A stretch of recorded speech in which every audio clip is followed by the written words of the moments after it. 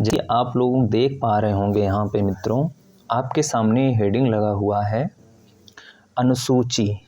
तो आज हम लोग बात करने वाले हैं अनुसूची के बारे में। अनुसूची होता क्या है, यानी इसको अंग्रेजी में हम लोग शेड्यूल बोलते हैं।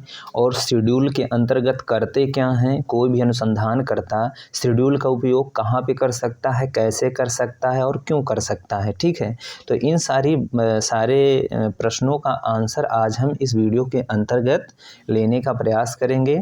और आप लोगों से रिक्वेस्ट है कि अगर आप लोग रेगुलर देखते हैं चैनल को और आपको वीडियोस पसंद आते हो थोड़ा बहुत, तो इस चैनल को सब्सक्राइब करके बेल आइकन को प्रेस कर लीजिए। ठीक है, और शेयर भी कर देंगे तो बेहतर होगा। तो आइए देखते हैं कि अनुसूची शेड्यूल होता क्या है।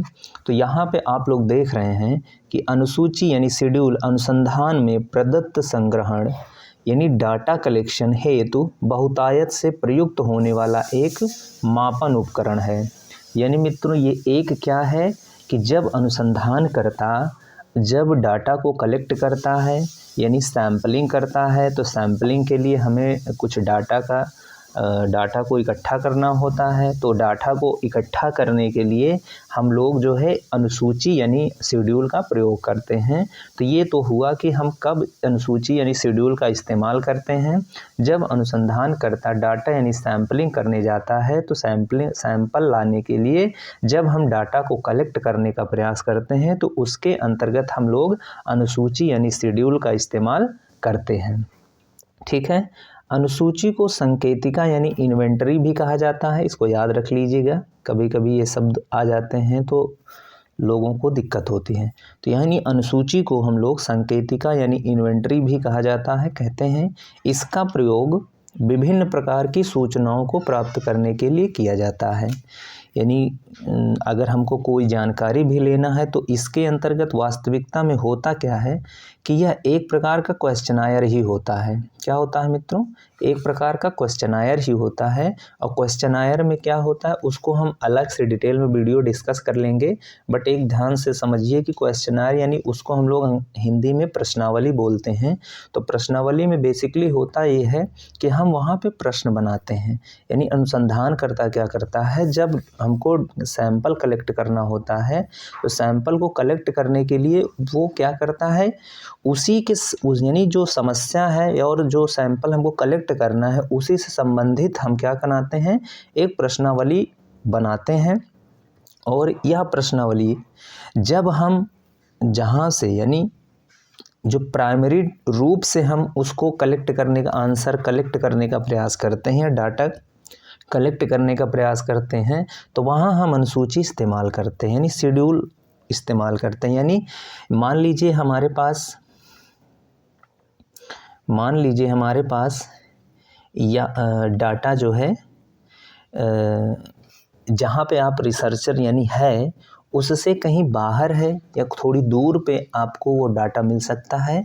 तो वो रिसर्चर क्या करेगा, मान लीजिए डाटा हमको यहाँ मिलेगा तो रिसर्चर क्या करेगा, वहाँ तक जाने का प्रयास करेगा, क्वेश्चनायर बनाएगा, क्वेश्चनायर को ले करके वह उस स्थान प्लेस तक जाएगा और वहाँ पे जहाँ से हमको डाटा कलेक्ट करना है वहाँ से वो डायरेक्ट जो है इंटरव्यू लेगा या उस क्वेश्चन का आंसर पूछने का प्रयास करेगा।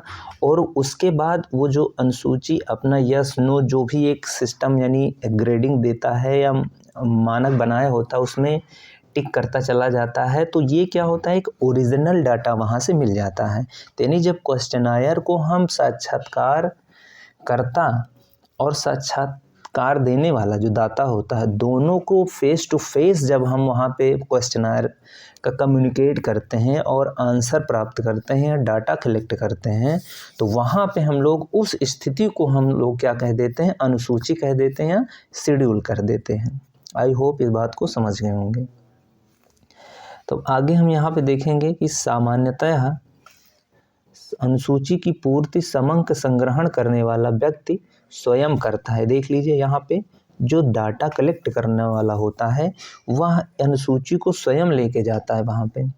प्रायः अनुसंधानकर्ता उत्तरदाता से प्रश्न पूछता है और जो उत्तरदाता होते हैं उनसे वो डायरेक्टली जो क्या करता है, प्रश्न पूछता है और आंसर भी प्रश्न पूछता है, जब आंसर मिलता है तो उसको अपने जो अनुसूची बना रहा है तो उसमें टिक करता चला जाता है, जिससे उसकी सैम्पलिंग पूरी हो जाती है।